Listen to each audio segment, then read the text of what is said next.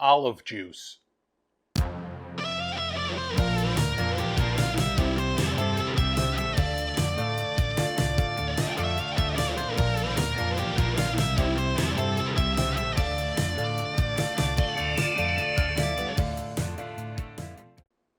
Fact: olives are delicious.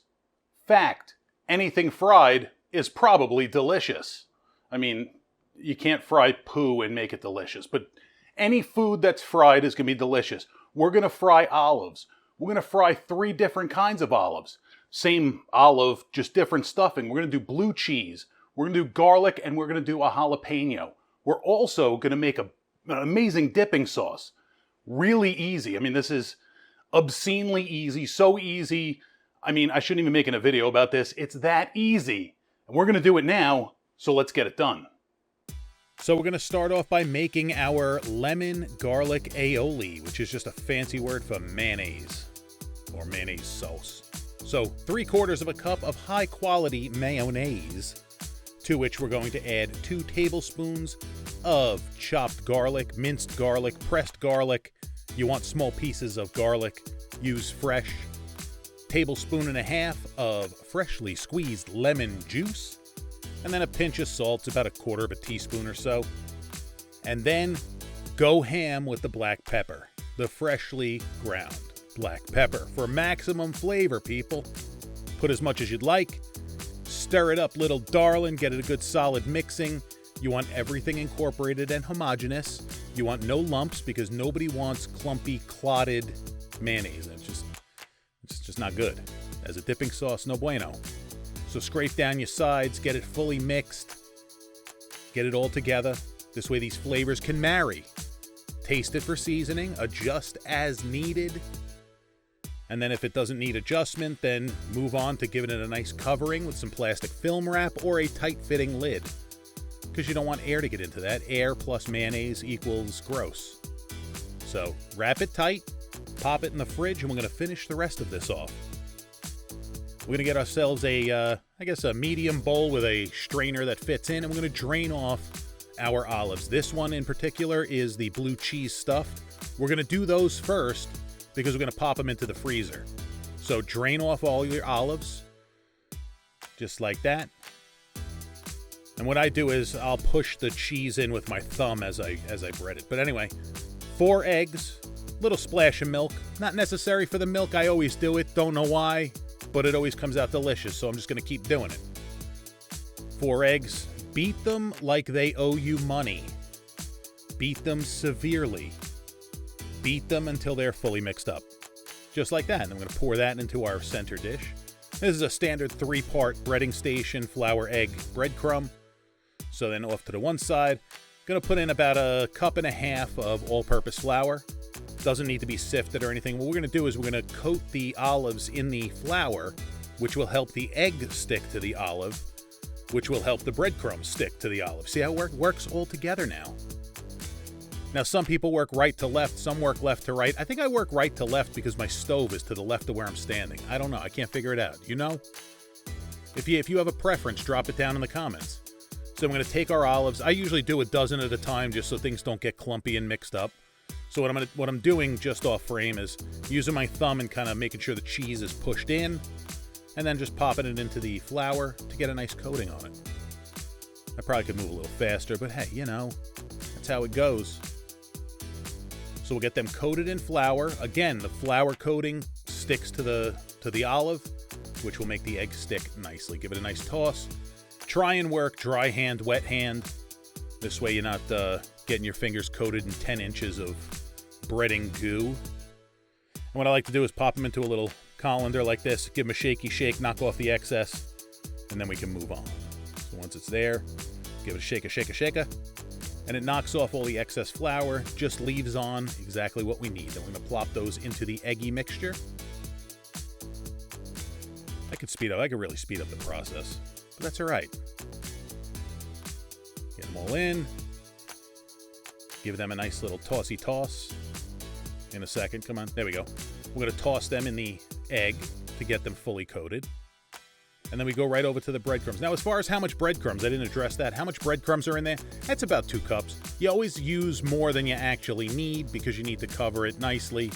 And then whatever is left over, you can compost, you can toss out, you can pour a little on the ground for those who are no longer with us, whatever makes you happy. Coat them in the breadcrumbs, and then I'm just going to pop these onto a plate. And then once all my cheese ones are done, those are going to go sit in the freezer while I finish everything else off. What that'll do is keep the cheese firm and not over melt while it's cooking. These cook super fast, but you don't want the cheese squirting out, you know what I mean? So pop them in the freezer. And the other ones, as you work, you could pop into the fridge. Just like that. Continue with the rest of your cheese.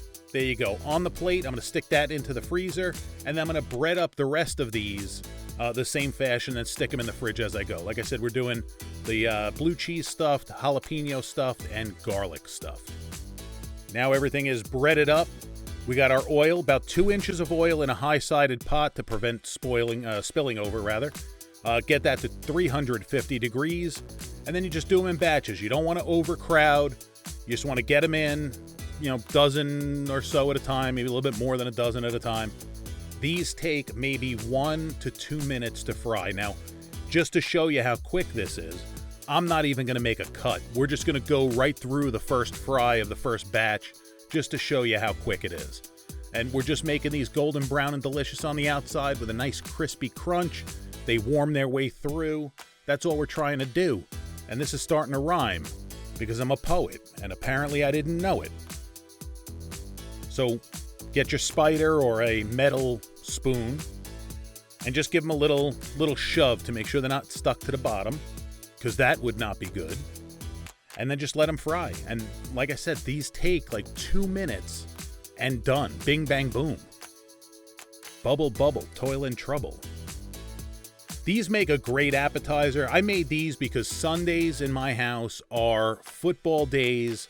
We make junk food, hors d'oeuvres, snacky stuff.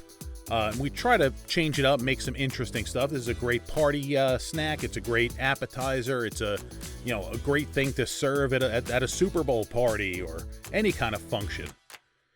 Look at that. See, they're almost done. Just like that. These take super quick. Super duper quick. There we go. Look at that. See, this camera makes them look lighter. They were actually a little bit more brown in real life. But trust me, they were crispity, crunchity deliciousness. Scoop them all out. We're going to let these drain onto a wire rack. And once each flavor of olive is done, we're just going to stick it in the oven to keep it warm. Now they're all done. Let's plate it up. We got our little ramekin bowl of our nice garlic lemon aioli. And since we have 3 different flavors of olives, we need to separate it somehow. So we're going to use a little stalk of green onion as a divider. It looks pretty and it serves an amazing function. Look at that. And then we're just going to ball these up. I'll tell you what, I'm going to speed this up so we can get it done faster. And there we are. It's all plated up. It's beautiful. This is a good looking plate. You just want to shove that in your mouth, right? I want to shove that in my mouth. So it's all done. There's only one thing left to do. One thing left, and that's to actually stuff it into our mouths. So what do you say? Let's eat.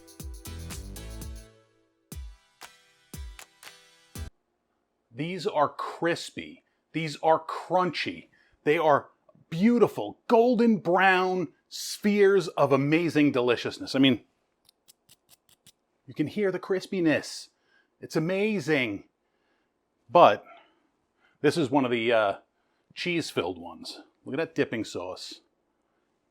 Of course, there's a crumb in there from the one I tasted already. So I know it's delicious, but do it again. We're going to drown that bad boy down the hatch.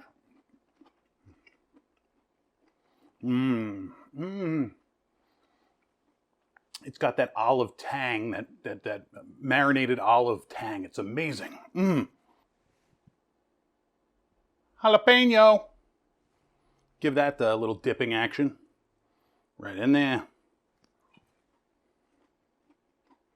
Ooh.